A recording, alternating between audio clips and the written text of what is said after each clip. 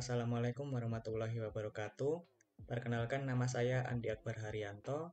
Saya merupakan salah satu peserta Graduate Trainee Program EPP Sinarmas Batch 6.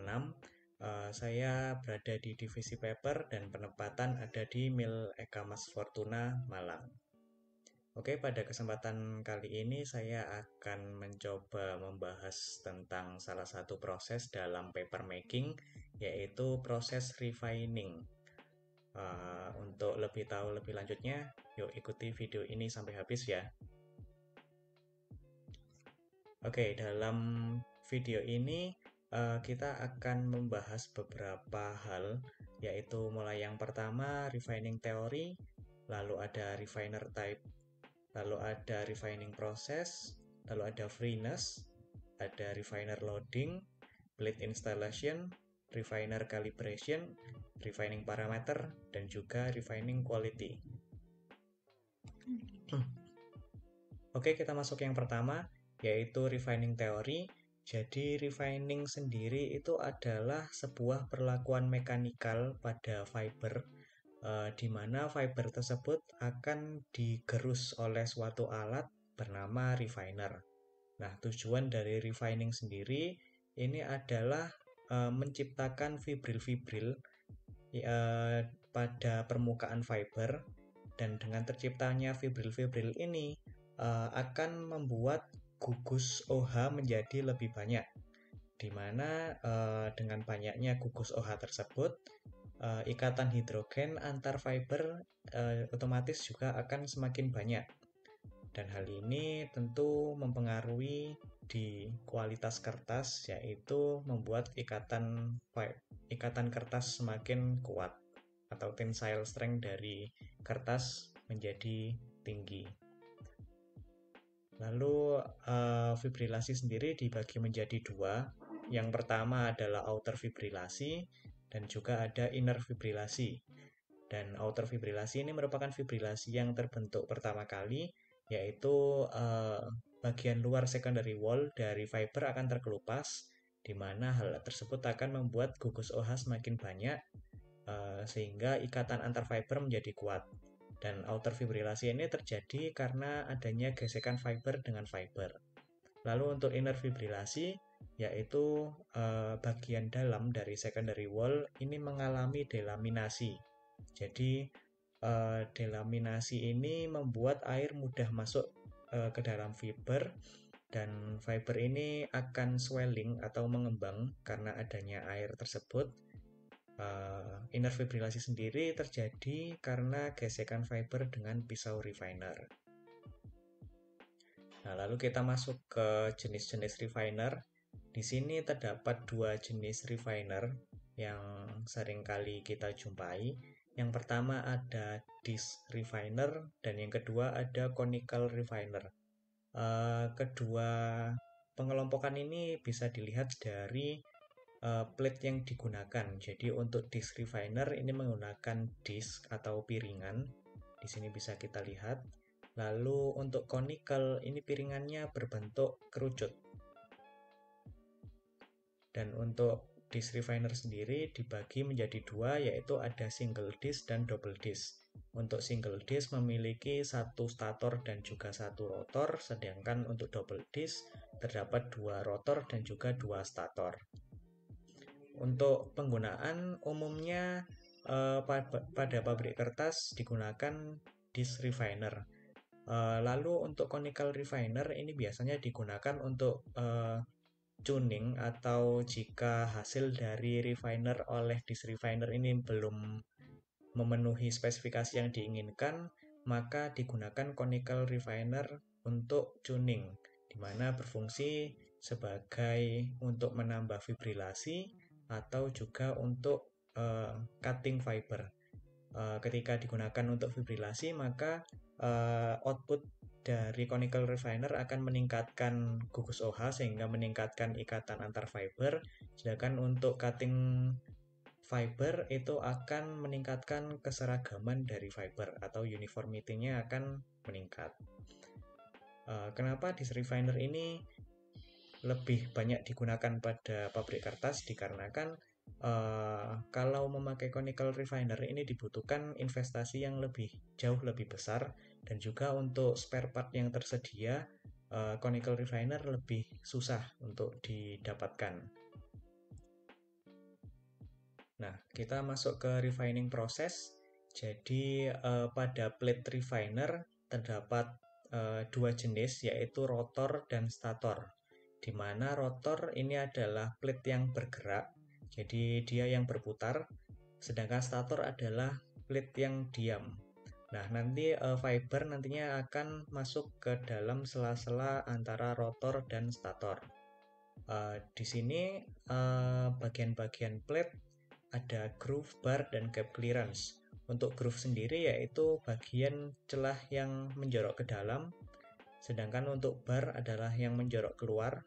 Jadi ini bar, ini groove, dan untuk jarak antara rotor dan stator dinamakan gap clearance. Nah, jadi bagaimana fibrilasi bisa terjadi? Jadi di sini rotor akan bergerak dan stator akan diam. Di sini ada fiber yang masuk di celah-celah antara rotor dan stator. Jadi ketika bar rotor dan bar stator bertemu, disinilah terjadi fibrilasi. Di sini digambarkan dengan warna merah, dan pada warna merah ini adalah area refining. Nah, lalu bagaimana arah jalan dari fiber sehingga bisa keluar? Jadi untuk input itu ada di tengah dari plate. Jadi aliran stok masuk dari tengah, dan karena rotor itu berputar maka akan terbentuk gaya sentrifugal, di mana gaya sentrifugal ini akan mengarahkan laju fiber menuju ke arah luar dari diameter plate.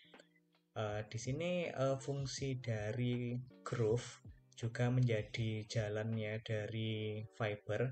Jadi dari tengah akan berputar dan lama-kelamaan akan semakin keluar, dan nanti akan menuju ke saluran outlet dari refiner. Seperti itu. Untuk prinsip kerjanya ini sama antara disk dan juga conical, hanya saja yang membedakan disk memiliki jarak dari input ke output itu lebih pendek daripada conical, dikarenakan conical memiliki bentuk yang kerucut. Bar dan groove yang ada pada rotor yang berputar ini nantinya akan merubah kecepatan aliran stok di sekeliling disk, dan hal ini akan berakibat terbentuknya vortex di dalam groove, baik di groove rotor maupun groove stator. Dan aliran vortex yang terjadi ini akan membawa fiber dan membengkokkan fiber di atas bar di sini. Dan dengan membengkoknya fiber ini, maka rotor akan membawa dari groove yang satu ke groove selanjutnya, sehingga hal tersebut terjadi berkelanjutan hingga fiber menuju ke arah outlet dari refiner. Nah, refining proses sendiri memiliki sebuah resirkulasi. Jadi untuk hasil dari refining akan di-refining ulang, dan hal ini bermanfaat untuk menjaga level dari ches, di mana dengan terjaganya level dari ches ini nantinya akan menjaga juga pressure head, sehingga kondisi dari sistem yang akan dilalui selanjutnya akan cenderung stabil. Namun resirkulasi ini memiliki dampak negatif, di mana terjadinya refining ulang ini akan menyebabkan over refining, di mana over refining ini yang pertama tidak efisien dalam hal energi, dan lalu juga terjadi heat loss. Jadi pemborosan energi itu akan berbentuk sebagian menjadi panas. Lalu efek yang tiga yaitu terbentuknya fines atau butiran-butiran fiber yang terpotong yang ukurannya terlalu kecil. Nah, jadi untuk proses refining sendiri juga menghasilkan produk samping yang tidak dikehendaki. Di sini terdapat 3 produk samping. Yang pertama adalah fiber fines, yaitu potongan-potongan fiber yang berukuran terlalu kecil. Jadi fiber fines ini terjadi karena over refining dan pada proses selanjutnya akan menyebabkan gangguan dewatering. Jadi untuk proses pengeluaran air akan menjadi terhambat dikarenakan celah-celah jalan keluarnya air terisi oleh fines. Seperti itu. Lalu ada fiber terpotong, di mana fiber ini akan menjadi pendek sehingga kekuatan ikatannya akan menurun dan mempengaruhi bulk pada kertas. Lalu ada fiber bengkok, di mana dengan bengkoknya fiber ini membuat luas kontak antara fiber menurun sehingga kekuatan dari ikatan fiber juga akan menurun. Di sini bisa terlihat dari gambar ini. Jadi luas kontak antara fiber yang satu dan yang lainnya menjadi berkurang. Nah, lalu kita masuk ke freeness. Jadi freeness itu apa? Freeness merupakan derajat giling dari proses refining yang telah dilakukan. Jadi freeness ini seringkali digunakan untuk menggambarkan seberapa banyak ikatan fiber yang telah terjadi dari proses refining. Untuk metode pengukuran freeness sendiri terdapat 2 metode yang seringkali digunakan, yaitu yang pertama ada Canadian Standard Freeness atau CSF, dan yang kedua ada Scoper Regular atau SR. Nah, untuk cara pengukuran freeness dari kedua metode ini cukup mirip, di mana akan diinputkan sebuah larutan pulp konsentrasi rendah melewati ikatan fiber dari proses refining yang telah dilakukan dan terdapat juga output larutan. Nah, perbedaan kedua metode ini dapat dilihat dari tempat di mana diamati larutan yang terjadi, di mana untuk Canadian Standard Freeness atau CSF itu mengukur larutan yang berhasil melewati ikatan fiber. Jadi untuk CSF yang diukur adalah output di sini. Sedangkan untuk Scoper Regular atau SR itu mengukur larutan yang tertahan oleh ikatan fiber. Jadi setelah diinputkan sejumlah larutan, di sini akan terdapat larutan yang tertahan atau dalam kata lain kita bisa menyebutkan bahwa SR mengukur resistansi dari ikatan fiber tersebut. Nah, lalu kita masuk ke refiner loading. Untuk refiner loading sendiri, jadi ketika proses refining terjadi, kita bisa mengatur seberapa banyak load yang digunakan untuk menggerus fiber. Nah, kita pahami dulu bagian-bagian dari refiner yang berperan dalam proses loading. Jadi di sini ada rotor. Rotor ini memiliki 2 sisi, di depan sini dan juga belakang, dan masing-masing sisi tersebut bertemu dengan satu sisi stator. Nah, stator di sini ada 2, jadi ini adalah double disk refiner, dan untuk stator yang berada jauh dari main motor, ini bisa digerakkan maju mundur. Nah, di sini juga proses pengaturan load yang digunakan terjadi. Nah, untuk mekanisme maju mundurnya stator ini menggunakan worm gear. Jadi untuk penggerak worm gear sendiri terdapat 2 cara, yaitu yang pertama dengan motor dan yang kedua dengan hand wheel.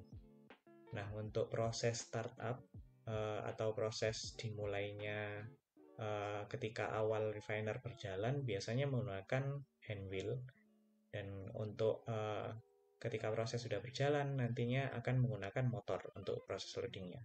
Dan untuk motor ini di sini terdapat clutch atau kopling yang menghubungkan poros antara motor dengan poros wound gear.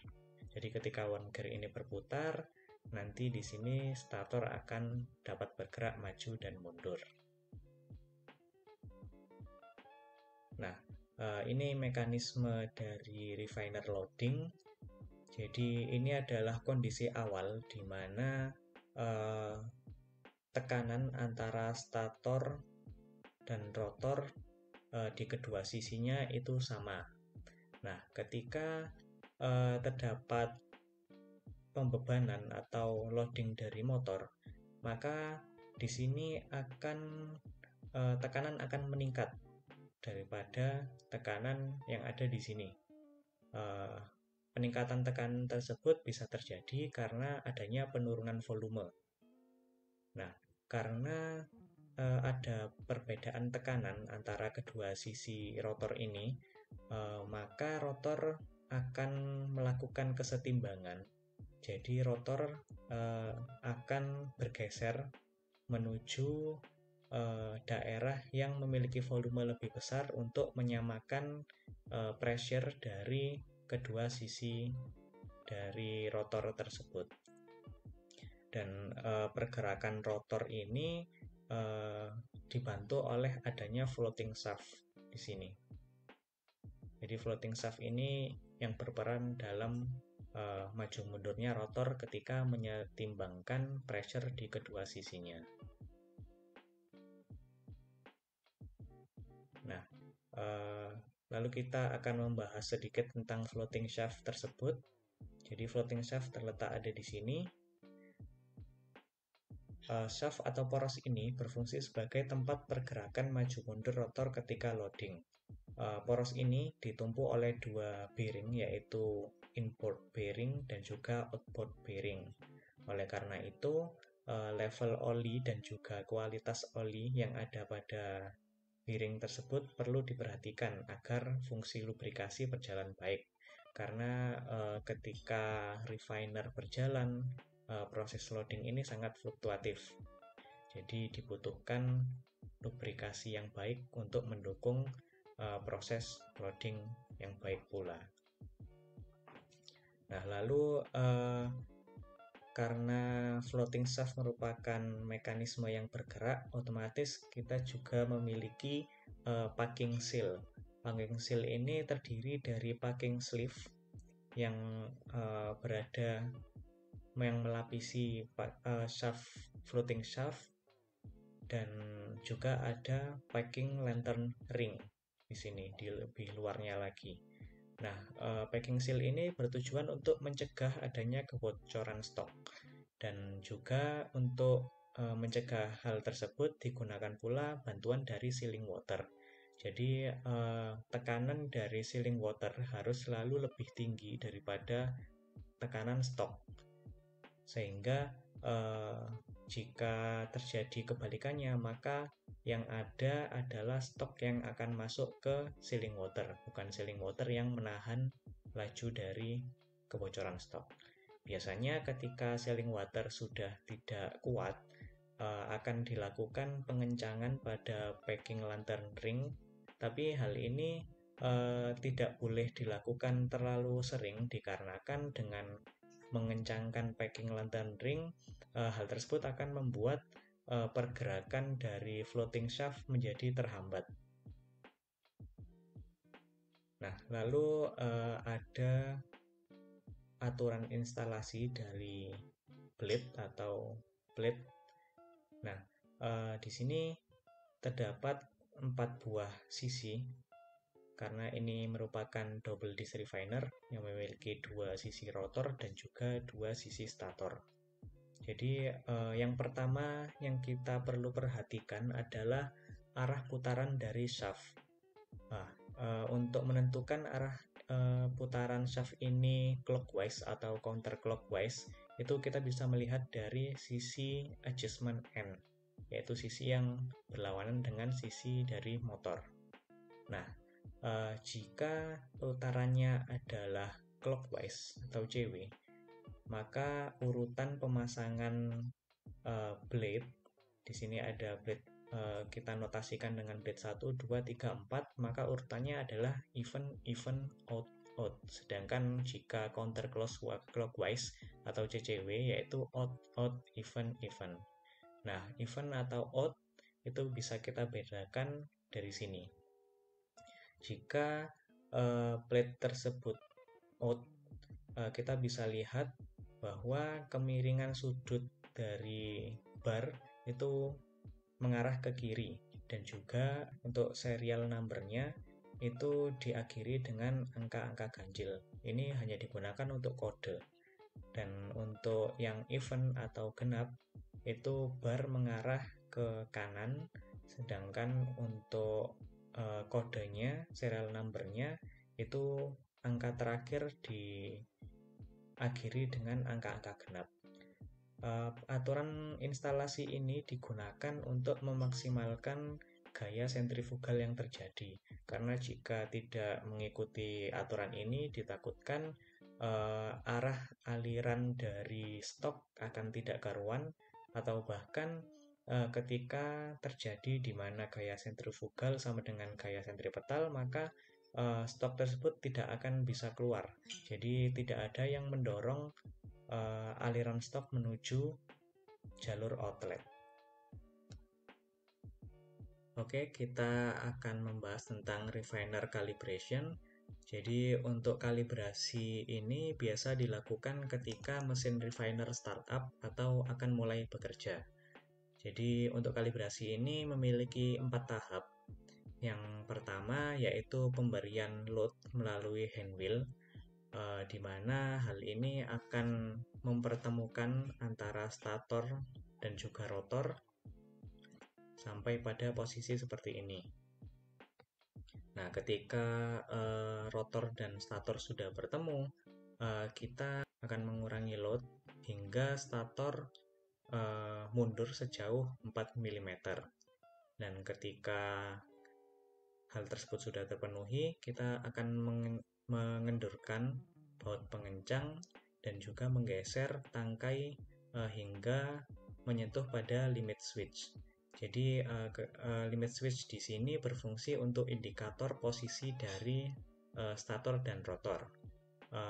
Untuk ketika limit switch ini tersentuh, maka indikator dalam posisi on, di mana hal tersebut menandakan stator dan rotor pada posisi open, dan refiner siap untuk digunakan.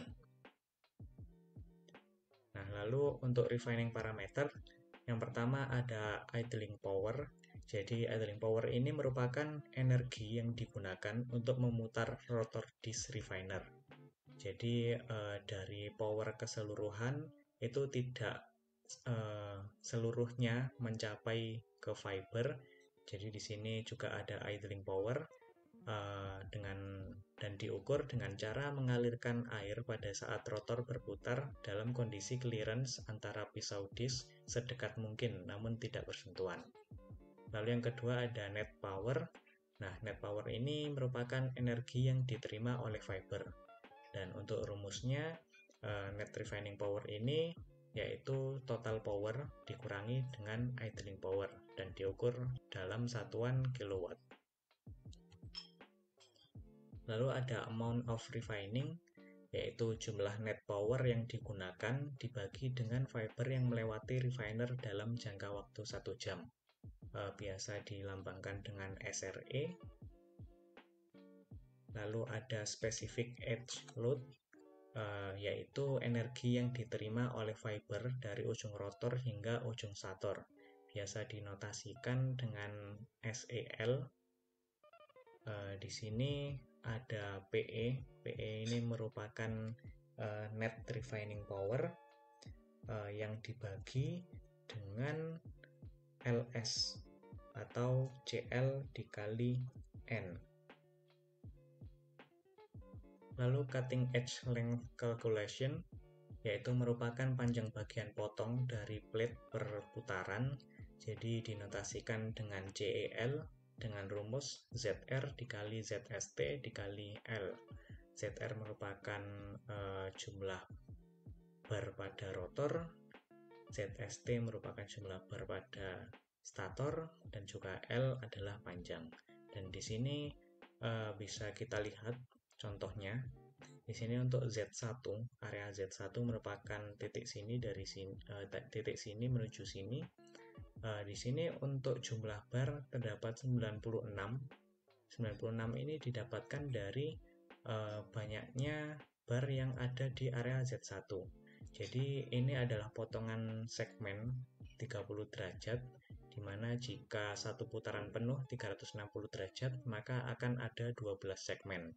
Dan di sini bisa kita hitung dengan sudut bar sebesar 18 derajat. Di sini terdapat 8 bar pada area Z1. Jika dikalikan dengan 12 segmen, maka akan terdapat 96 bar pada rotor, dan juga ada 96 bar pada stator. Dan juga dikalikan dengan panjang dari Z1. Di sini menggunakan satuan meter, jadi 0,105. Sehingga pada Z1 panjang bagian potong per putaran ada 967,7 meter per revolution. Dan hal ini, perhitungan ini dilakukan untuk Z2 dan juga Z3. Lalu dari ketiga bagian tersebut akan dijumlahkan sehingga akan mendapatkan total dari cutting edge length calculation-nya. Nah, lalu kita masuk ke refining quality.